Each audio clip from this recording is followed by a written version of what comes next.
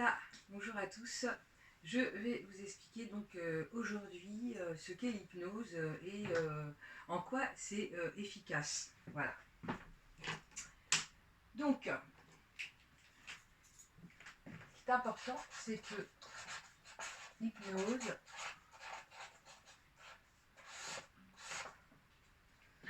j'espère que vous voyez bien.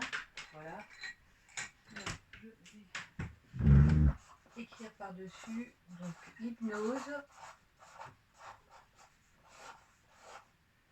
Ce qui est important, c'est que l'hypnose est un état normal, est un état de conscience tout à fait normal entre l'état de veille. Donc là, actuellement, quand vous m'écoutez, vous êtes en état de veille. C'est-à-dire que c'est votre partie consciente qui est plus à l'écoute. Par contre, votre partie inconsciente est quand même là. Et c'est, comment dire, toute la partie en fait corporelle. C'est la communication paraverbale et non verbale. En fait, je ne sais pas si vous savez que la communication paraverbale et non verbale, c'est 80% de la communication. C'est complètement dingue. C'est-à-dire qu'entre quelqu'un qui va parler en public et qui va mal s'exprimer parce qu'il ne connaît pas bien la langue, mais qui va avoir une belle expression corporelle en étant à l'aise, ça va beaucoup mieux se passer que si c'est quelqu'un qui parle parfaitement bien le français, mais qui va être complètement coincé comme ça en train de parler, ça ne va pas du tout le faire.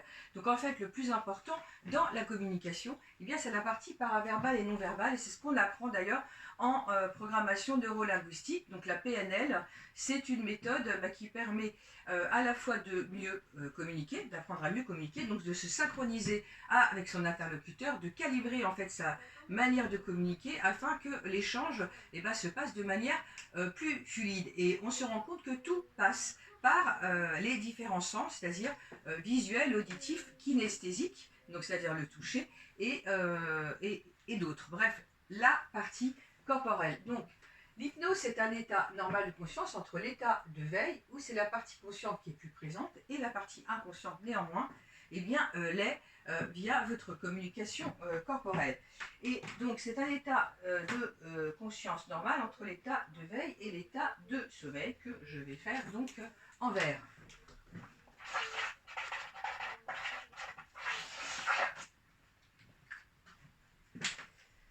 Donc l'état de sommeil, c'est un état en fait où c'est plutôt la partie inconsciente,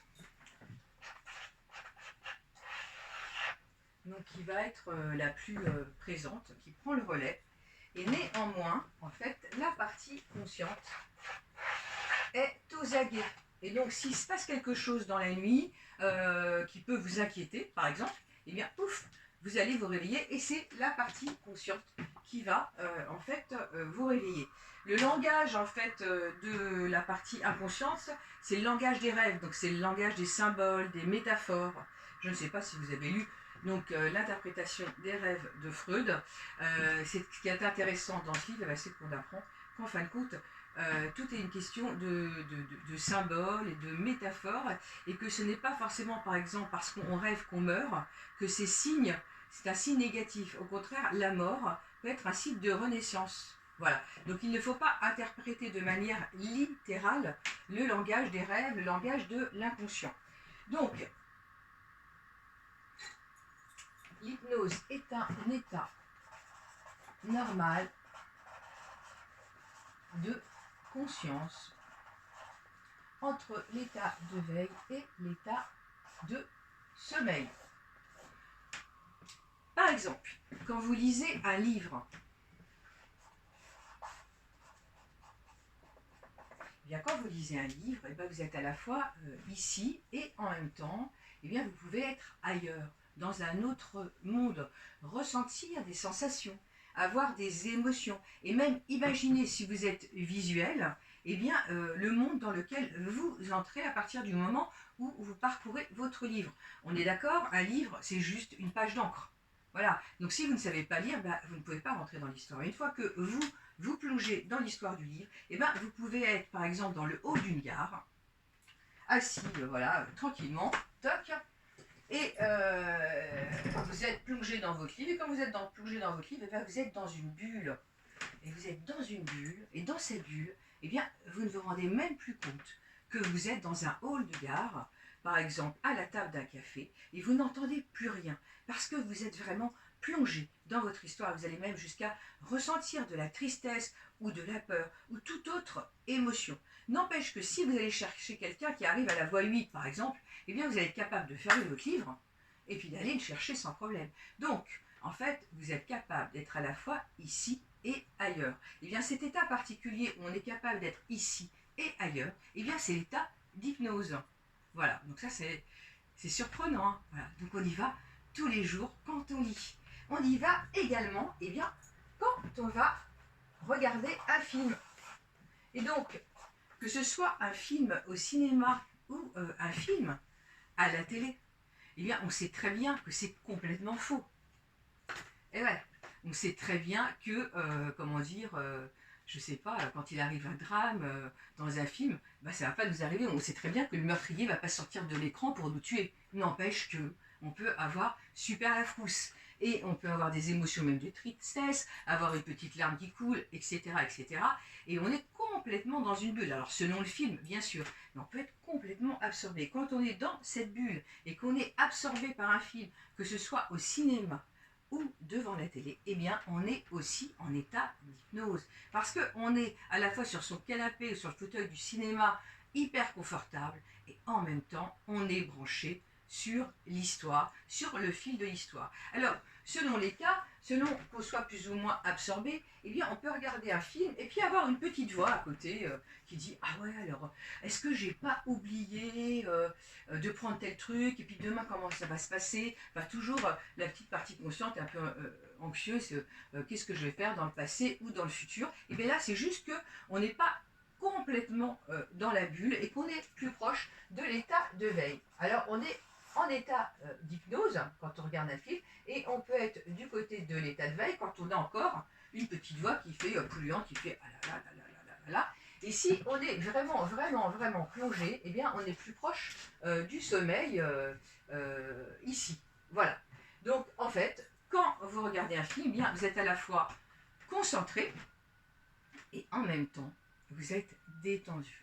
Eh bien, on arrive à accéder à cet état d'hypnose quand on est concentré et à la fois hyper détendu. Et donc, quand vous faites aussi une activité qui vous plaît, eh bien, quand vous faites une activité qui vous plaît, vous vous mettez aussi en état d'hypnose parce que vous êtes à la fois très concentré sur ce que vous faites.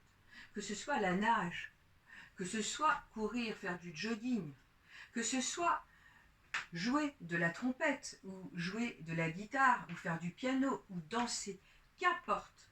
Dès que vous faites quelque chose qui vous plaît, vous êtes concentré, qui suppose de la concentration, et en même temps, parce que ça vous plaît, vous vous détendez. Et ça vous permet de libérer le flot de vos pensées et de vider votre tête. Et bien là, vous accédez aussi à cet état d'hypnose. Autant vous dire qu'en fait, c'est un état dans lequel on va tous les jours sans le savoir. Étonnant, non? Voilà, vous venez d'apprendre quelque chose aujourd'hui d'important. On y va, mais on n'en fait rien. Voilà, c'est tout parce qu'on n'a pas appris à l'école à en faire quelque chose. On n'a pas appris à faire de l'auto-hypnose, comme on n'a pas appris à faire de la méditation de pleine conscience. Et d'ailleurs, la méditation, donc ça c'est important, la méditation est un état aussi de conscience. Donc je vais les mettre ici, méditation. Un état autre de conscience que l'état de veille et l'état de sommeil. Le rêve également, être un autre état de conscience. Et puis nous avons aussi la transe, qui est un autre état de conscience. Cet état normal de conscience qu'on va vivre quand on fait une activité qui nous plaît, quand on regarde un film ou quand on lit un livre, eh bien c'est ce qu'on appelle dans le jargon donc médical, thérapeutique, un état modifié de conscience que je vais noter donc ici EMC, où on peut aussi entendre état de conscience modifié. Voilà, donc c'est un nom, j'avoue, un peu bizarre, mais bon, c'est comme ça qu'on l'appelle, c'est juste parce qu'on atteint un autre niveau de conscience. Et ce qui se passe, c'est que quand on regarde un film, ce qui est dingue, c'est qu'en fait, on y est comme si c'était vrai. Tout simplement parce que là, je vais vous dire quelque chose qui est capital, en fait, et qui, moi, m'a choqué dans mes cours de formation en hypnose. C'est quand j'ai appris qu'en fait, quand on est dans cet état de conscience modifié qu'est l'hypnose, eh bien, le cerveau ne fait pas la différence entre le réel et l'imaginaire. Et ça, eh bien, c'est complètement dingue. C'est complètement dingue. Et c'est ça qui fait l'efficacité de cette méthode. Aller dans un état d'hypnose, alors que le cerveau ne fait pas la différence entre le réel et l'imaginaire, et fait vivre, par exemple, à quelqu'un qui fait du sport et qui doit faire une compétition, plusieurs fois descendre la même piste de ski qu'il va faire pendant les Jeux olympiques, eh bien, il y a de fortes chances, comme son cerveau va croire que c'est la réalité et qu'il va le faire plein de fois, et par exemple, s'il le fait en 3D avec un casque spécial, en étant dans un état d'hypnose concentré et hyper détendu, eh bien, du coup, le cerveau va enregistrer N fois qu'il va prendre cette piste de ski. N fois, il va le faire. Et quand il va le faire le jour J, eh bien, il va cartonner. C'est ce qu'on appelle aussi la visualisation mentale, la projection mentale. Et donc, on l'utilise énormément en hypnose. Par exemple, par rapport à quelqu'un qui va passer son permis de conduire et qui a peur, eh bien, en séance d'hypnose en cabinet, eh bien, je vais lui faire passer son permis de conduire. Je vais le faire conduire pendant qu'il est dans l'état d'hypnose. Et du coup, quand il va passer son permis de conduire, eh bien, ça va super bien se passer. De la même manière, pour quelqu'un qui a une phobie d'avion, eh bien, je vais lui faire prendre l'avion en séance d'hypnose et je vais enregistrer l'audio. Et du coup, après, il va pouvoir l'écouter plusieurs fois. Et parfois, une seule séance suffit pour enlever la phobie de l'avion. Donc, vous voyez pourquoi ce postulat sur le fait que en état d'hypnose, le cerveau ne fait pas la différence entre le réel et l'imaginaire est capital, parce que c'est ça qui va rendre l'hypnose complètement efficace. Voilà. Donc, quand vous êtes face à moi, je vais vous inviter donc à fermer les paupières. Voilà. Et puis, moi, je vais vous parler. J'espère que ça continue à filmer, parce que, voilà, j'ai mis le téléphone là juste devant, et je ne suis pas sûre que ça continue, que ça ne se mette pas en état de pause. Voilà. Alors, pendant que je parle, bla, bla, bla, donc moi, je vais vous parler, et je vais vous inviter à vous détendre. Donc, ce qui se passe, c'est que la partie consciente m'écoute. Et ce qui est important aussi, c'est que vous soyez face à moi dans un cabinet ou à distance, parce que là, j'ai fait plusieurs séances à distance, et bien ça fonctionne très très bien. Parce qu'en fait, c'est ma voix qui est importante. Donc en fait, vous êtes concentré sur le fil de ma voix. Et moi, je vais vous inviter à vous détendre tout simplement. Et je vais vous inviter donc à porter votre attention sur votre respiration. Je vais mettre une musique douce et du coup, vous allez entrer dans un état plus de somnolence. Ce qui fait que la partie inconsciente va venir progressivement. Et c'est là que je vais pouvoir parler à votre être intérieur, à votre partie inconsciente. Alors pourquoi je mets un cœur? Parce que pour moi, c'est le cœur de l'être. C'est-à-dire que quand on arrive dans cet état particulier d'hypnose, eh bien, on est connecté à son être authentique. Quand on fait quelque chose qui nous plaît, on n'a plus de masque, on n'a plus rien, on ne fait plus semblant. En fait, on se fait vraiment plaisir. Et là, on est connecté à son âme d'enfant, on est connecté vraiment à ce qu'on aime, à son moi véritable, vous voyez, à son moi authentique, à son moi profond. Donc, au cœur de notre être, à notre être intérieur. On parle aussi de l'enfant intérieur.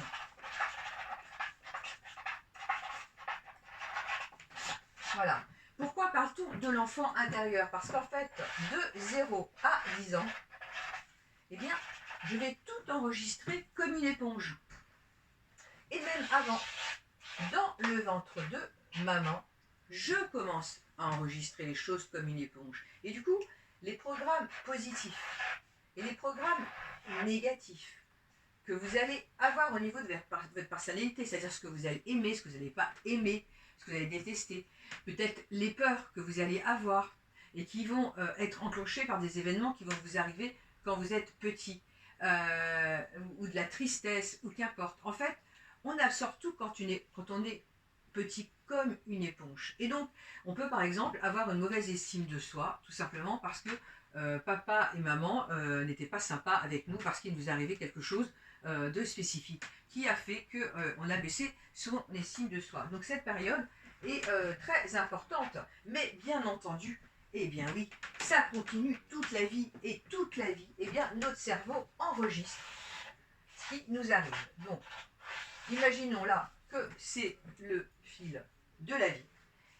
Quel que soit l'événement extérieur qui arrive, en fait, votre cerveau, votre partie inconsciente, ici, qui est aussi votre cerveau reptilien, votre intuition, votre instinct. Bref, c'est aussi votre petite voix intuitive. Cette voix que vous n'écoutez pas toujours, mais qui fait que vous avez une intuition. Vous pouvez sentir que quelqu'un derrière vous suit et qu'il y a un danger. Ou quand vous rentrez dans une pièce, vous pouvez vous dire que vous trouvez que l'atmosphère n'est pas tranquille. Et ça, c'est votre intuition. C'est votre petite voix intérieure. C'est votre partie inconsciente. Et cette partie inconsciente, eh bien, toute votre vie, elle est là pour vous protéger. Vous protéger. Et ça, c'est fondamental parce que ça nous sert énormément, en fait, en hypnose. L'objectif de la partie inconsciente, c'est votre survie. Voilà. C'est aussi votre santé. Et c'est votre bien-être. Alors, au départ, c'est la survie, parce que à l'ère préhistorique, c'était le cas, on était en tribu. Et l'objectif fondamental, eh bien, c'était de rester en survie vis-à-vis des animaux, et puis d'avoir assez à manger. Les hommes partaient faire la chasse ou la pêche, et voilà, quoi. Donc c'était vraiment le mode survie. Bien sûr, aujourd'hui, dans les sociétés développées telles que les nôtres, eh bien, nous sommes plutôt orientés maintenant sur la santé et le bien-être, et c'est l'objectif de notre partie inconsciente. Quoique maintenant, avec le coronavirus, si ça continue, peut-être que les choses vont changer. Bon, je ne l'espère pas, bien sûr. L'idée, c'est que ça va bien se passer. Donc, quel que soit l'événement extérieur dans notre vie qui arrive, notre partie inconsciente, eh bien, a ce seul objectif de nous protéger. Et notre survie, notre santé et notre bien-être. Donc, par rapport à ça, eh bien, par rapport à un événement extérieur, quel qu'il soit, nous allons adopter des comportements externes. Comportements externes, c'est-à-dire on va réagir, avoir une réaction. Par rapport à la vie, on va avoir une action, une attitude. Ce que j'appelle les comportements externes. Donc ça, c'est un schéma qui est plus issu de la programmation neurolinguistique, en fait, sur les 3 pôles du fonctionnement du cerveau humain. Et je trouve que c'est assez vrai. Donc, quel que soit l'événement extérieur qui arrive dans notre vie, eh bien, on va agir. J'agis. Ce sont les comportements externes. Je vais avoir donc des process internes, c'est-à-dire je pense. Donc, en gros, ce sont les pensées, les valeurs. Donc, au fur et à mesure de ma vie, je vais développer des valeurs et je vais avoir des croyances. Voilà. Top. Donc, par exemple, hier, j'ai traité quelqu'un qui voulait se libérer du tabac. Et bien, lui, il a comme croyance que la cigarette lui fait du bien et le détend. Bien entendu, c'est une mauvaise association, mais c'est une association que l'inconscient a fait depuis l'âge de 15 ans. Et pour lui faire du bien, il s'est mis à fumer. Sauf qu'aujourd'hui, c'est plus le cas, parce qu'il est diabétique, parce qu'il a du cholestérol, des problèmes de santé. Et donc, il suffit d'amener cette personne dans l'état d'hypnose et d'aller dire à l'inconscient, en fait, que lui qui est orienté sur le bien-être de cette personne, eh bien, il fait le contraire de ce qu'il souhaitait faire. Parce qu'en fait, l'inconscient a toujours une intention positive. Voilà. Et dès qu'on lui dit que son intention positive, en fait, ne l'est plus, eh bien là, à ce moment-là, ça chamboule tout. Et le cerveau va réagencer les choses. Et comme on n'a jamais été parlé à votre inconscient, eh bien c'est comme ça que les changements s'effectuent après. Donc là, j'ai parlé de la cigarette, donc qui peut être un comportement dont la personne ne veut plus. Mais ça peut être le sucre aussi. J'ai des crises de boulimie, je ne peux pas m'empêcher de manger du sucre. Parce que quand j'étais petite, eh bien j'étais triste. Et quand j'étais triste, eh bien, j'étais prendre un petit carré de chocolat dans le frigo. Et j'ai pris le petit carré de chocolat, je l'ai mis dans ma bouche. Et là, je me suis dit, trop bon. Et je me suis rendu compte que je n'étais plus triste et que le chocolat me faisait du bien. Et donc, eh bien, je l'ai fait une fois, 2 fois, 3 fois, une fois. Et donc, ma partie inconsciente, mon inconscient a enregistré que le chocolat, pour moi, était bon. Et du coup, je vais en faire un automatisme. C'est ancré en moi, c'est ancré dans mon cerveau et au niveau de ma partie inconsciente. Donc, j'agis, je pense et je ressens. Ça fait partie aussi de l'automatisme. J'ai aussi des états internes qui sont des émotions, des sensations ou des sentiments. Je peux avoir un sentiment de vide, un sentiment d'abandon, un sentiment au contraire de plénitude. Qu'importe, en tout cas, au niveau du cerveau, je fais une fois quelque chose, je fais 2 fois quelque chose, je fais 3 fois quelque chose, je fais n fois quelque chose, ça devient une habitude, un réflexe. À la fin, ça devient un automatisme. Et la roue, j'agis, je pense, je ressens, j'agis, je pense, j'agis, je ressens, je pense. Et bien tout ça, ça va très très vite. Et à partir du moment où, ici, j'ai un état interne, une émotion qui revient, qui est anormale, qui est surdimensionnée, qui est gênante. Par exemple, une peur, la peur des araignées, la peur de prendre l'avion. Je me mets en colère trop facilement et je ne peux pas m'empêcher de taper du poing, ou même plus loin, de frapper, et j'en ai marre de frapper, ou je ne peux pas m'empêcher, par exemple, aussi de mentir. Parce que dès que je me sens mal à l'aise, que j'ai une émotion de mal à l'aise, et comme j'ai envie d'être aimé, eh bien je vais mentir.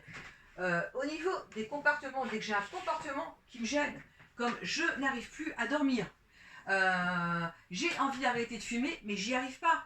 J'ai envie d'arrêter de manger du sucre, mais j'y arrive pas. J'ai envie d'arrêter de grignoter, mais j'y arrive pas. J'ai envie de faire du sport, mais j'y arrive pas. Voilà, et je reste dans la même boucle comportementale et je ne peux pas m'en sortir. Je tourne en rond dans une petite roue, un peu comme un hamster. Donc dès que j'ai un comportement qui correspond plus à ce que je veux, que j'ai une émotion, une sensation dans le corps. Une fois, j'ai eu quelqu'un qui est venu me voir en consultation, donc un jeune incroyable. Il avait des crises de tachycardie. Et il avait des crises de tachycardie en continu qui venaient d'arriver. Et dès qu'il avait son cœur qui se mettait à battre à 100 à l'heure, il disait je vais avoir une crise cardiaque, je vais avoir une crise cardiaque. Et donc, il avait à la fois une sensation désagréable, comme s'il allait avoir une crise cardiaque, et une pensée dans la tête je vais avoir une crise cardiaque, je vais avoir une crise cardiaque. Voilà, concrètement, il était dans un schéma comportemental automatique et il ne pouvait pas s'en sortir. Le seul moyen de le stopper, ça a été de faire une séance d'hypnose. En 2 séances d'hypnose, et bien en fait, c'était réglé. La première séance d'hypnose a permis d'enlever la crise de tachycardie, enfin la sensation dans le corps, et la deuxième, eh bien la petite voix, tout simplement. Enfin, quand il arrivait à la deuxième séance, il n'avait déjà plus la petite voix. Donc en fait, une séance a suffi. Donc au niveau des pensées, si les pensées aussi ne sont pas telles que vous les souhaitez, alors ça par exemple c'est le stress concrètement. Souvent les personnes sont stressées parce qu'elles sont soit dans le passé, soit dans le futur, à s'inquiéter, à ressasser le passé, et pourquoi j'ai fait ça, et si j'avais fait ci, et si j'avais fait ça, et ben ça serait passé différemment. Ou s'inquiéter par rapport au futur en se disant mais est-ce que je vais y arriver, je vais peut-être pas y arriver, est-ce que j'ai tout fait, et voilà. Et donc ces personnes par exemple ont des pensées soit dans le passé soit dans le futur et ne sont plus dans le présent, et du coup eh bien c'est embêtant pour elles parce que du coup eh bien elles ne profitent pas de la vie. Et bien avec l'état d'hypnose, avec mes séances d'hypnose, eh bien, je peux les replonger dans l'état présent et leur permettre d'être plus paisibles, d'être plus calmes et de profiter de chaque instant.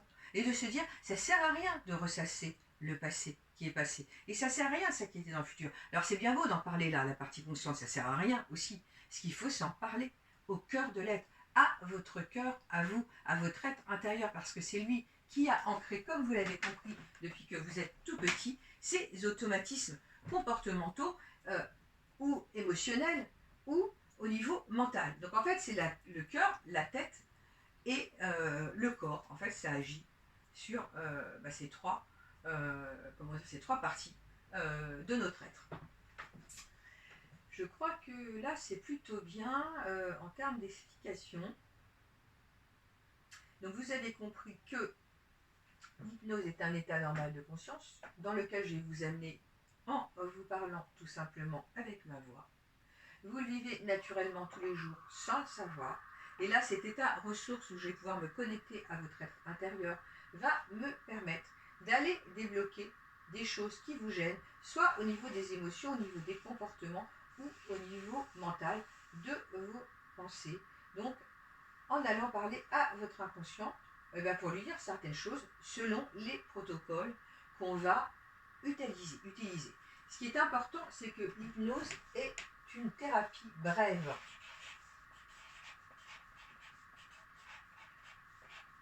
Ça veut dire qu'en fait, ça va ne pas prendre 100 000 ans. Il suffit parfois d'une séance, de 2 ou de 3 séances pour régler une problématique au niveau de votre mode de fonctionnement. Et ce qui est important également, c'est que l'hypnose thérapeutique, alors pourquoi on parle d'hypnose thérapeutique? Ça, c'est important. C'est parce que, comme vous l'avez compris, l'hypnose est un état normal de conscience que vous vivez tous les jours. Et l'hypnose thérapeutique, c'est l'état d'hypnose dans lequel je vais vous amener à des fins thérapeutiques. Comme il peut y avoir l'hypnose de spectacle, qui est vous amener dans un état d'hypnose à des fins de spectacle, ce qui n'est pas la même chose. Vous voyez? Donc, quand vous allez en fait dans l'état d'hypnose thérapeutique, c'est un état d'hypnose en fait tout à fait normal en termes de conscience. C'est une thérapie brève parce qu'on n'a pas besoin d'un an de thérapie pour vous soigner et c'est orienté solution.